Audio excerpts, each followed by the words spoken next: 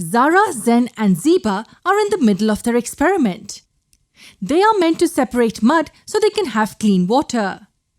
They have already successfully separated a lot of mud from the water. But the water still contains a lot of soil particles. These extremely fine impurities won't get separated with the dual process of sedimentation and decantation as they did previously. Sedimentation is allowing the heavier particles to settle down, and decantation is carefully removing the top layer of water. So the kids are stuck with the slightly muddy water. It is not completely clean as they expected it to be.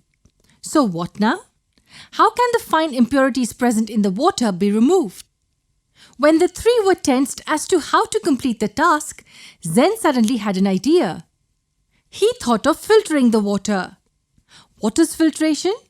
It is simply a process of separating the solid particles from the liquid mixture using a porous separating material.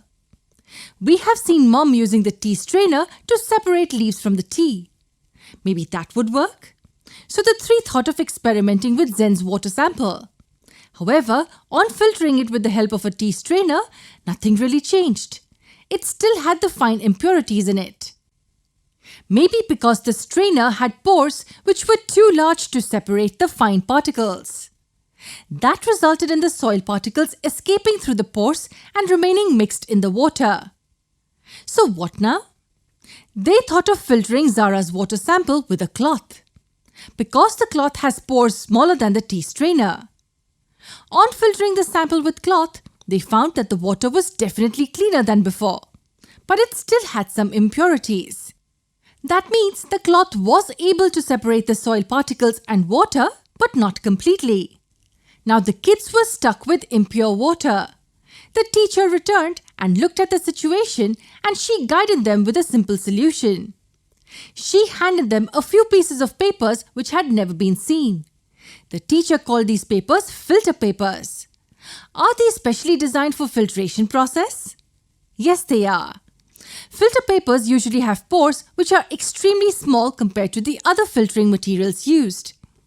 As a result, they are able to filter out fine substances through solutions. Now the last water sample was filtered using the filter papers, and to their surprise, the water was filtered and very clean. The assignment was completed.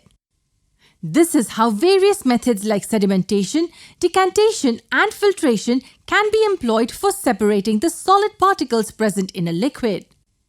Are these the only methods? No, there are a few more. Let's have a look at these in the upcoming videos.